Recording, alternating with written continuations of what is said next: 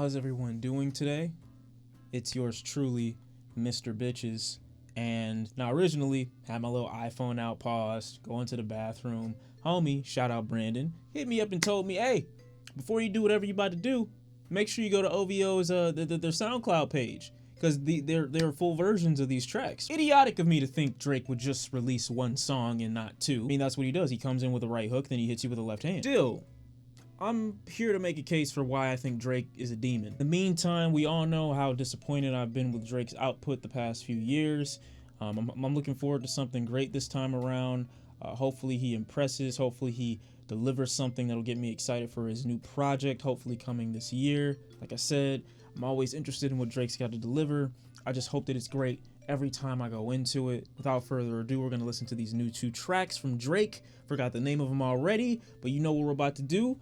RIP Joe Biden. Somebody hit me today and they were like, I hear you in my head all the time. No problem. Oh my God. This is all I need from Drake, man. Just hit me with nothing but soul. He's sampling the Bobby Glenn. Next time, I'm gonna need you to sample some other soul classics, man. That's all you need to do. Make me feel confident and sad at the same time. 33 years, I gave that to the game. 500 weeks, I feel the charts with my pain. Give you niggas the space you need to exist. Michael Jackson. Oh, Lord. You did not fill up the charts 500 weeks with nothing but pain, okay? Hotline Bling was not painful. Kiki, do you love me? Are you right? That wasn't painful. Michael Jackson shit, but the palace is not for kids. Wait, speaking of Michael Jackson, I saw Oprah fall and bust her ass today, so that was nice. He said, I gave you niggas the space that you need to exist. How big of a person or a presence do you have to be able to say, I need to step away so you can have a moment to shine? That is so petty and true at the same time. I hate Drake. Like I said, he's a demon. This is all proving my point. Baby mama flew, but I love her for who she is. Baby Wayne and Ted's responsible for this shit. Like, what did your baby mom do? Kanye say 18 years. 18 years, she had one of your kids, got you for 18 years. Didn't he say that? You didn't learn. You took all this influence from Ye and didn't learn that one line. I decide what to see next like it's on demand. I decide what to be next like I'm switching plans. I would have loved for that to just go from ABC. That would have been a perfect bar. I decide what I'll be next like I'm switching plans. Is he still dissing his baby mama on that and saying like you should have took a plan B? I know this is inspired from like a Jay-Z, from like a Scarface, but you know, this kind of let me sit you down and talk to you type flow. The average rapper couldn't exude such confidence and still, you know, garner such an attraction of eyes. It's not just because he's the biggest artist everywhere.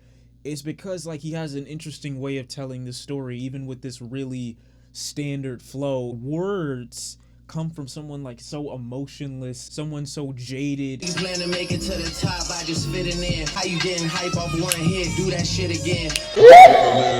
Stay close to your people that was there when others could have been. I love it. Oh man. Bro, I'm not from Toronto, okay? This don't mean nothing to me. How I'm feeling about the first track, great. Outside of the lines where he's like putting his baby mama in some weird light, I think majority of what he's saying is solid. I like the delivery. I like how over it he seems, while at the same time asserting this dominance over something that it seems he has such a confidence that he's still at the top of. Bobby Glenn backdrop works perfectly over this. It's almost like a sorrowful tale of let me tell you the story of how I became the greatest rapper of all time. And he's not the greatest. I don't want to put that out there. I mean, like, how I became one of the most legendary artists in music history. Like, it's like something you would tell to a kid. This is how I became who I am. Talking about those accomplishments and those feelings and emotions in hindsight. You're not excited by them anymore. You're not impressed by it anymore. I don't know really if the drums and the hi-hats add to the track. It definitely modernizes it in a way, but I don't know for people if it'll ruin it or if it'll make it better. It doesn't do much for me, but it doesn't ruin the track either, so I really like the first one, right? The next track is Chicago Freestyle. Early, maybe later, you could show me things. Okay, I can't open my eye. I don't know. I don't want to say something, but it sounds like him a little bit. Truck to the plane. To the truck to the hotel line. Suite on deposit, elevator up to the room, shower up and then Man, I the club. can't. Touch code in my phone. I know Oh, from the man. past, hit one. When Drake is good, it's like a high. Drake putting out like songs that are good. Who needs a line? Snort the track. That's it. That's crack. What do you say? I don't make music for the dusty guys. Look, I'm not saying everybody that doesn't like these 2 tracks are dusty, but I'm not saying that the sung intro perfectly leads into this like woozy, drunken kind of slumber.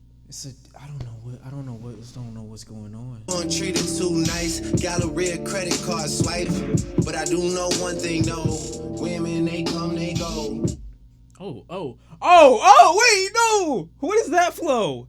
I don't know the flow, and it's really bugging me right now, man. Oh my god, who's that flow from? Alright, I give up. I was about to say, Drake, you giving women credit cards and shit like that, like, that's why you got a baby mama now. I mean, you can't just throw your money in people's face and expect them not to take it. I'm sure if you ask one of your homies if they do something strange for a cup of change, they probably would. And I'm sure you go and put a bar in your next track about it, talking about in a UK accent how mans went trick real quick for a brick. Maybe I'll love you one day, maybe we'll someday grow. She blowing me kisses, no. There's another verse. I think that was a typo, nah, girl, I got it. That's like though. You know what this sounds like? At first, I wanted to say his flow reminded me of Eminem, but now this part of the song reminds me very heavily of Kendrick's Untitled Unmastered track. I don't remember which version it was. I think it was like "Get Top on the Phone," and then you remember the flow. This sounds exactly like that. Vibe and the aesthetic, even the beat sounds similar. I can't let it go. I can't let this go. It's like the same. It's the same. It's still fire. This is it. I don't care that he, to me, was, I won't say ripping off, but like using that, like it was very similar, right? You have to admit, the Untitled 02 sounds a lot like, you know, this new Drake joint. It sounds a lot like it. So that mixed in with, I think, I'm probably wrong, like an Eminem-esque flow for the hook of this track. The, I guess, hook at a certain point, women, they come, they go. I guess it sounds like that.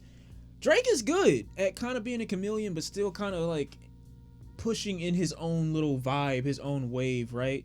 At this track, it feels more just like, okay, I'm really smitten by this woman. She can kind of get a lot out of me. She gets a lot of my attention. She gets a lot of my care. I don't really know how to move with her. If I move the wrong way, it leads to, you know, disgrace on my part. So I gotta be careful, right? This is a woman that's dangerous, and she might not be good for me, but she got something that I like. She got something that I need. These 2 tracks are great. I love them. I do. I really don't have any issue with either one of these tracks. I like them both a lot. The singing from, I want to say that's Sampha.